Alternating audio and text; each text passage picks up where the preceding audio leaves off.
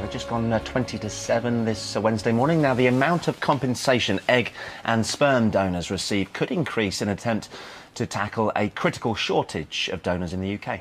Infertility is expected to affect around 1 in 6 couples, and 4,000 people a year require egg or sperm donors. Donors are currently offered £61.28 in loss of earnings for each full day and up to £250 per course or cycle of donation, plus their travel expenses. It's proposed egg donors should receive £750, while sperm donors could get up to £450. We went to meet a mum who agrees that the increases are well deserved. My name's Claire Horner, and I started looking into egg donation when my husband and I, being a bit older, had a few goes to IVF, and I wasn't getting pregnant, basically I think because I was quite a bit older. We were desperate for a baby, and so our consultant at the time made us aware that egg donation had much higher success rates, and rather than going on having endless rounds of IVF that weren't necessarily likely to work, egg donation would be a very, very good option for us. In the meantime, I then developed breast cancer, and by the time I was clear enough from all my breast cancer treatments, such as chemotherapy, surgery, which in fact meant I wouldn't have had my own eggs anyway at the end of all this, we were actually very fortunate to be at the top of the queue. And on the first embryo transfer, I was absolutely overjoyed, as was Dennis, my husband, to find out that I was pregnant, which was just amazing. We saw egg donation as a wonderful opportunity, so it wasn't something that we come to after a lot of soul searching. We saw it as an incredibly positive thing. And whilst I get the feeling that by far the majority of egg donors wouldn't do this for financial reasons, you know, why shouldn't they get some kind of compensation? You know, I just can't put a value on what my children are worth to us. They're absolutely priceless. And so £750 I think is still a very small amount relatively for what women go through to be egg donors, but it is definitely a move in the right direction. Well, Dr Hilary joins us now alongside Lara Witchins, Chairman of the National Gamete Donation Trust.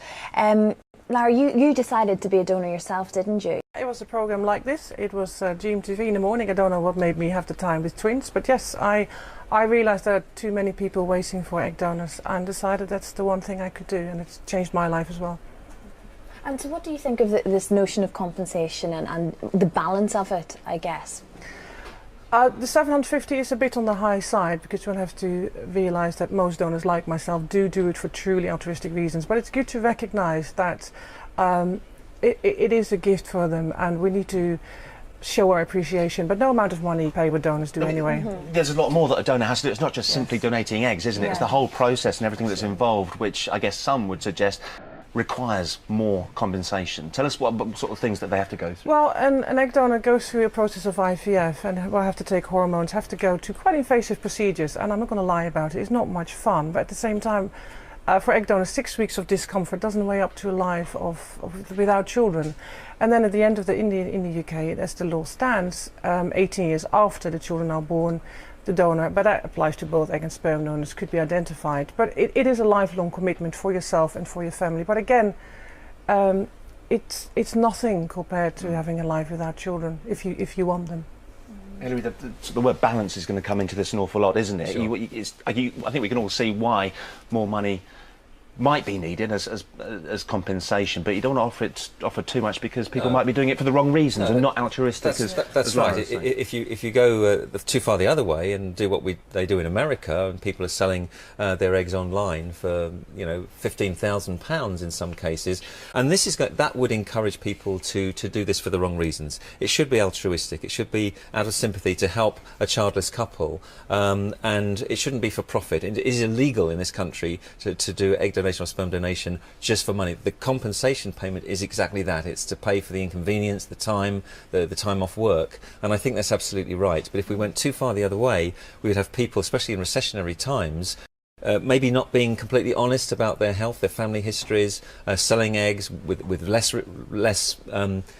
control, if you like, over what goes on, and there would be health implications for all parties concerned. So I think this is a good balance. Just compensating women who are donating their eggs correctly and appropriately, I think. Not too much, not too little. I think an adjustment is needed, and I think that's reasonable.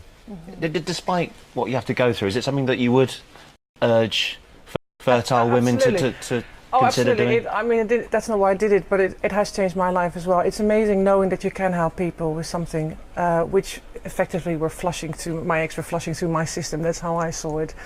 And I can't imagine my life without children. So I'm so glad I could help, and I will urge women to contact the NGDT if they see this and do want to become a donor. And that applies to sperm donors as well. You can change lives, and that is a wonderful thing. And there is a shortage of donors at the moment. It's a real problem. Yeah. So this, I think, will help to correct that as well, to some extent.